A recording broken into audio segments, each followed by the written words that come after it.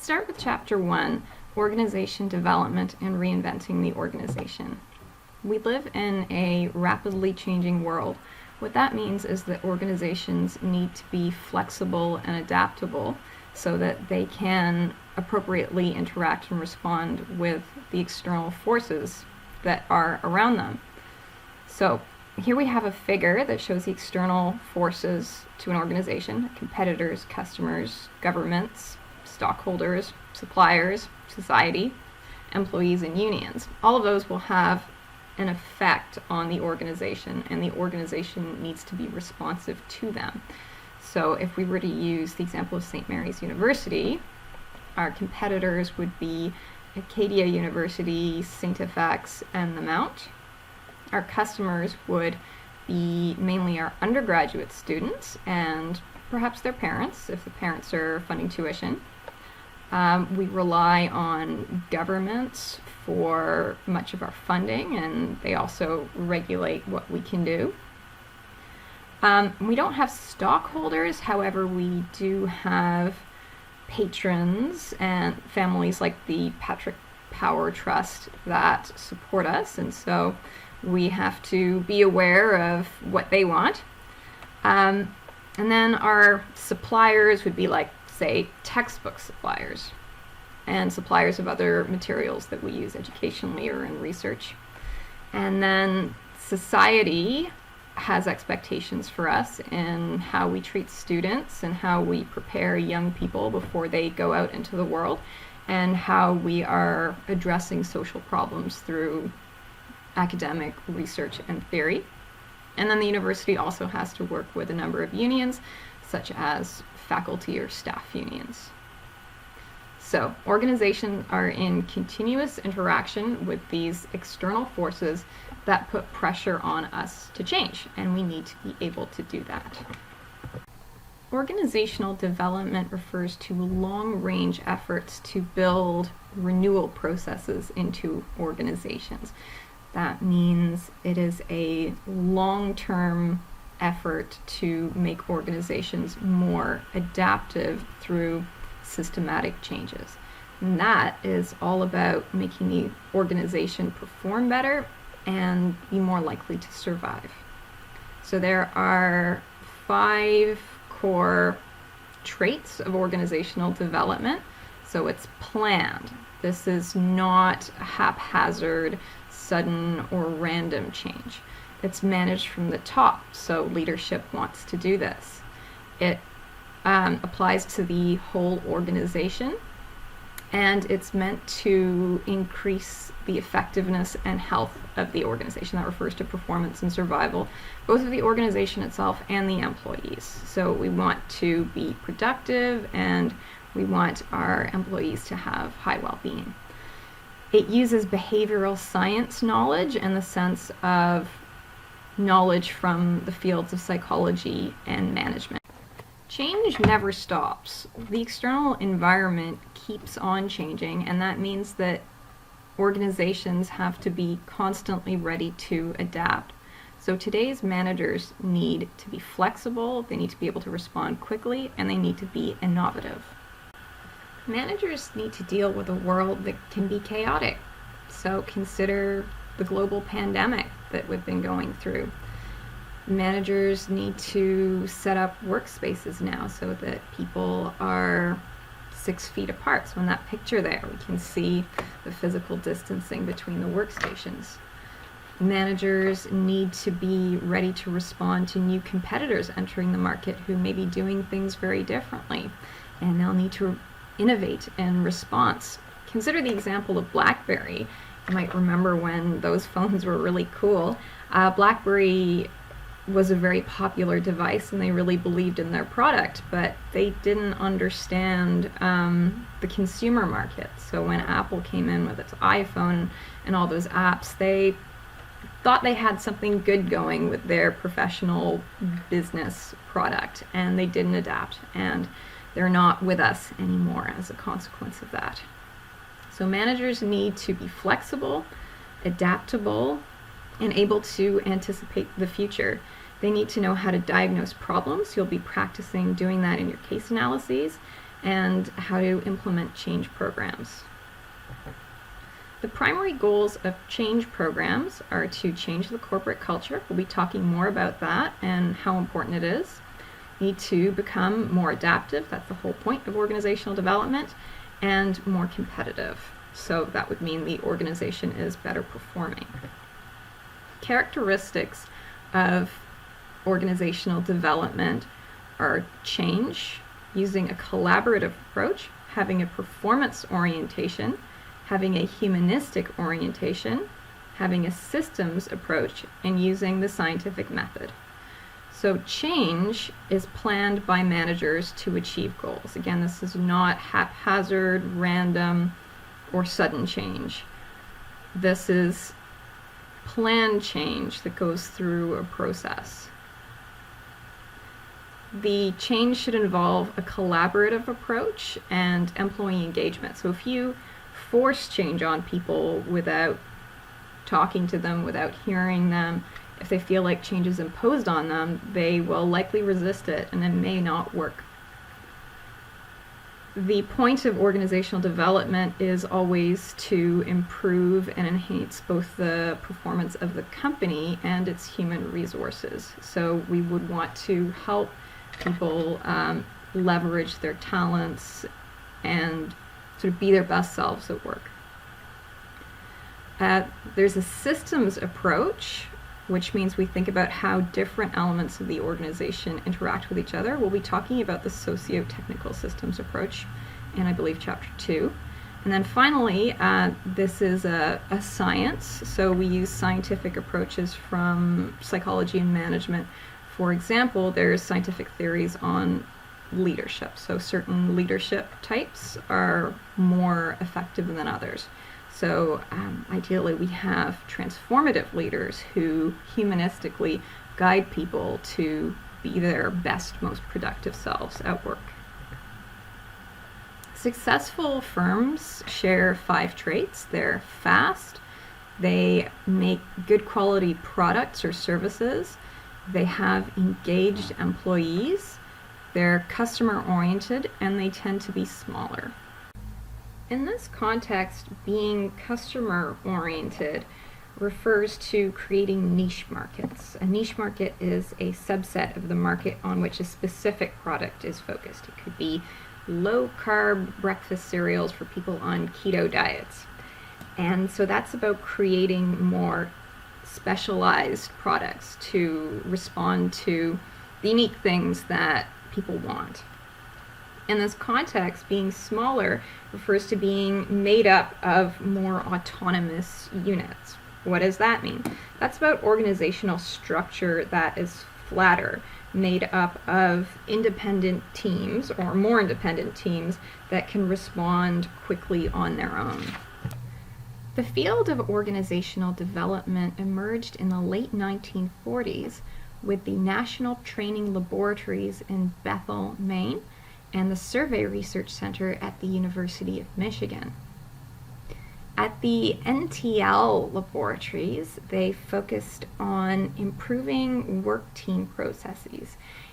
There's an example here of an encounter circle, which is one of their methods, and one of the things they would do is get people to sit in a circle and share with each other, but only respond how they were feeling. So if you said something, I might say, that made me feel nervous about my future, or that made me feel warm and happy.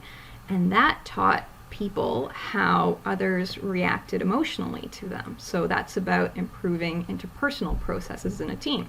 It's very important from the perspective of managing team conflict, which matters a lot to productivity. The Survey Research Center at the University of Michigan is where they develop the kind of surveys that we use to give feedback to departments in an organization. So one of those scientists was Rensis Likert, and he originated the Likert scale, which is that kind of 5-point scale, or typically 5-point scales that we're very used to seeing in psychology when we rate something from, say, very unsatisfied to very satisfied. And we have certain statistical methods that we use to analyze that. OD is a young field that is still developing and that is growing rapidly. OD is important because there's a constant need for new organizational forms as we encounter new situations. Society and culture is changing, and we're becoming more sensitive to the needs of a diverse global society. So who does OD? OD practitioners do OD. And OD practitioners come from two major groups. The first are OD specialists, and then there are those managers and leaders who apply OD, perhaps not even realizing it, on a daily basis in their work. They might have learned about it in a college course like this one.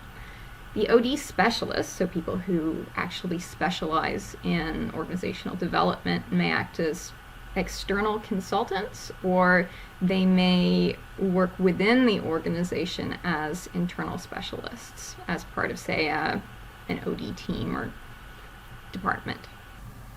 OD practitioners are the people who use, advocate, and help others implement OD. We also call them change agents. That's a person who's trying to bring about planned change in an organization or system. So some of the activities that OD practitioners do might include developing teams, so helping teams work better together, helping them address conflict more effectively, developing better team leaders. An OD practitioner could help an organization develop into a learning organization. Learning organizations, which we'll look at in chapter 14, turn their experiences, whether they're good or bad, into knowledge that's accessible to the whole organization. They encourage communication and collaboration and creative thinking so that they can do things better the next time. An OD practitioner can implement change programs like total quality management. That refers to creating a climate where employees across the department, so not just production, but say HR, employees are empowered to continuously improve their operations towards the better performance of the whole organization. An OD practitioner could help develop a boundaryless organization. That's a new concept in OD, and it applies to sort of small companies where there's a strong shared vision, but they don't have any set organizational structure hierarchically, vertically or horizontally. They're not limited to a defined structure, so people can collaborate in very flexible ways. So what's organizational culture? It's very important to OD. And the reason it's so important is that change programs don't work if they run up against culture. And so sometimes if we want to change, we have to change culture first.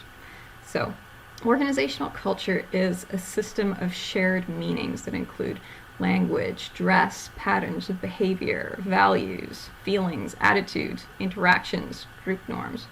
So let's think about norms for feelings. So up here, I have a picture of some funeral directors. And the norms here for what it means to be professional would be totally different than they are for rap producers in the rap industry, or Catholic clergy, or Unitarian Universalist leaders, or a conservative corporate boardroom type situation.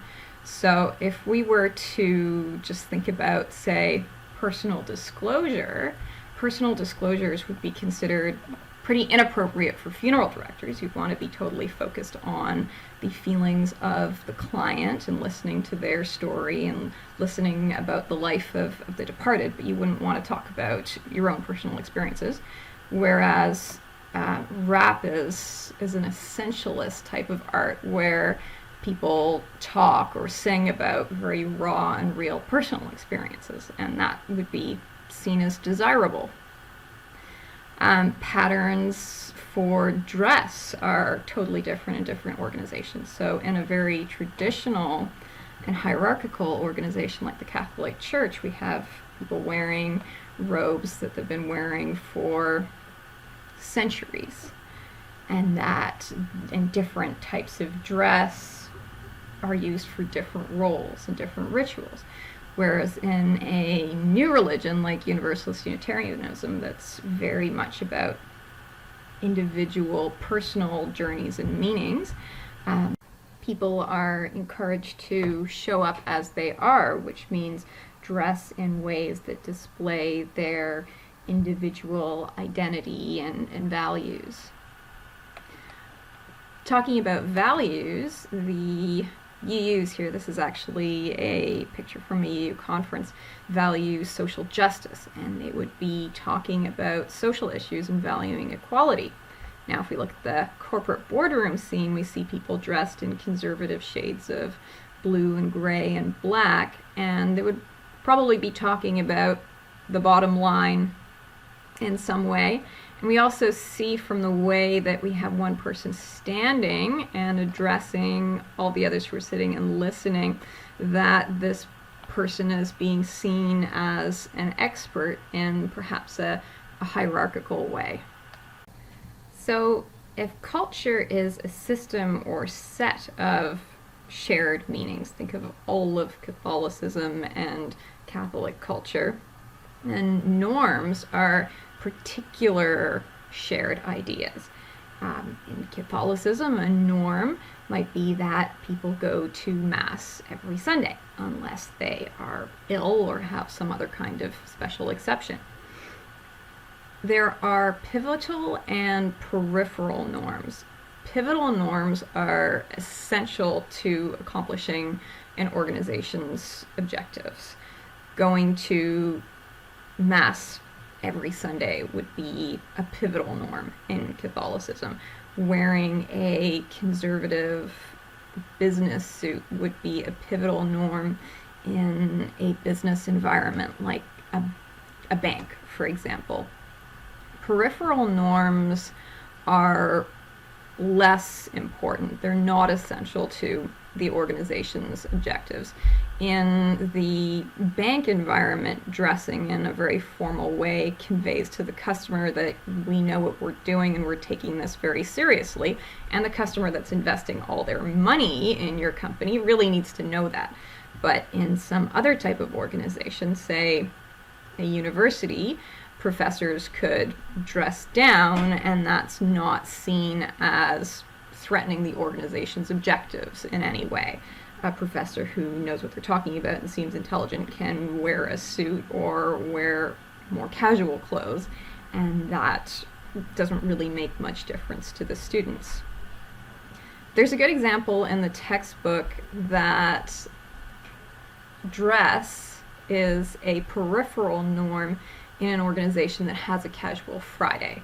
Because if it was a pivotal norm, there would be no casual Friday. There's no casual Friday at an investment bank or for funeral directors. They're always wearing their suits because that's a pivotal norm. So while you can generally dress however you like at university, because that's a peripheral norm, you cannot copy or plagiarize or cheat. That is a pivotal norm. If you do that, you'll get into a lot of trouble. Norms that are very important in that way are often codified. They're written up. So we have policies about academic integrity that are in the Student Code of Conduct and that are in the academic regulations. And the reason we have that norm is because in a university, we value learning and the production of knowledge. And if you're not producing your own knowledge, if you're not showing that you're learning because you're just copying someone else, then the organization has failed in its basic objective. So that's why we care so much. Socialization is the process by which new employees become adapted to organizational culture. So when you came to university for the first time at age 18 or so, you would have come into a new environment where you had to get used to new ways of doing things, maybe to living on your own or living in residence that was different from being in high school or from living with your parents. And in fact, that is so difficult for some students that we actually have a transition specialist, that's Adam at Student Services, who can help students who are having trouble with that, who can help them adapt. When we come into an organization, we do so with some expectation for what it's going to be like. So even if you've never worked at McDonald's and you're going to start a new job as a McDonald's cashier, you have some kind of idea about what it's like or what it should be like, and you'll be behaving in accordance with that. Then you'll encounter the culture, and you might be right or you might be wrong. You'll probably be a little wrong, and you'll have to adjust to the culture and to the norms. So for instance, at McDonald's, tasks are divided up in very specialized ways. So where you might have expected that, you'd be making burgers and making fries and working on the cash, you're only just working the cash, and you never get to learn those other skills, and you just have to put up with that. You will receive feedback to correct your behavior if it's out of line with culture. So if you're not focused on your cashier task for your entire shift, your manager will come and direct you back to it. When I came to the Department of Psychology, I had the expectation that it'd be sort of a big team and would all work together. Then I encountered the culture where it's actually a lot more about cliques and in-groups, and there's some coalition politics. And I didn't adjust very well to the values of the group that I came to work with, and they were kind of big on, I would say, on productivity and on status.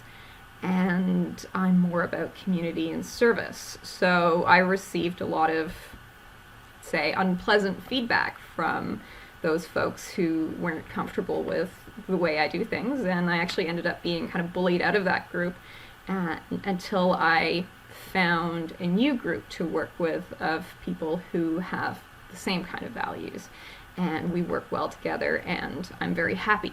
But I did have to go through that process of having my expectations disproved, encountering a culture that was different from what I expected.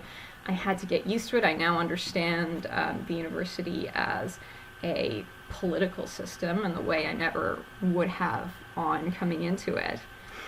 And I now am with a group that works well for me, and I receive a lot of positive feedback from my supervisor. So we all go through a process like that when we enter an organization.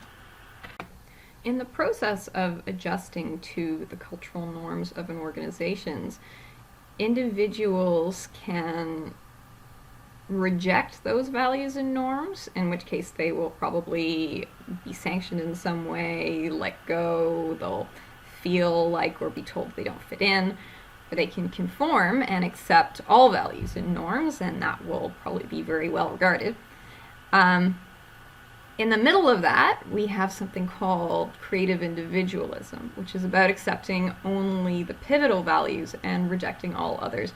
And you can do that in an organization when there's a bit more individual freedom. So in this picture, we have a police officer who's arresting a British punk in the 1970s. And the organizational culture of the police department would be pretty high on conformity. There'd be a lot of values and norms that you need to demonstrate your acceptance of. You can sort of see that in professions where people wear uniforms. Whereas the punk in that picture would definitely be rebelling against the police officer's values and norms, which represent the values and norms of the broader society that has empowered that police department. Now, within punk subculture itself, there would be their own values and norms, which members of that culture would be expected to accept. And those would be about having an anti-establishment sentiment and having a strong do-it-yourself ethic, so maybe making your own clothes, being into uniqueness and individualism.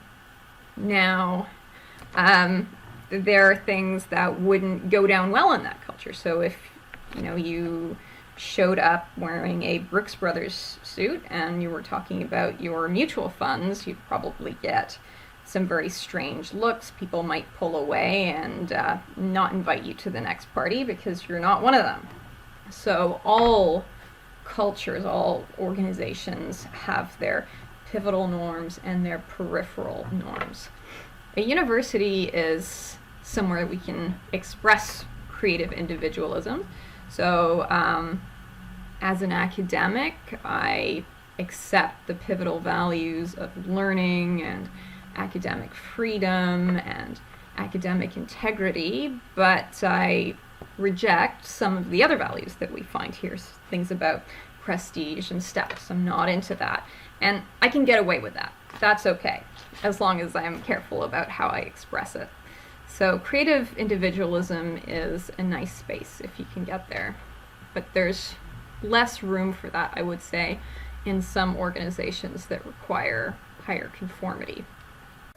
Psychological contract is a very important concept. A psychological contract is an unwritten agreement between individuals and the organization. It's about your expectations for others and others' expectations for you. So in the case of a university, you as a student have expectations for your professors. And that might be that they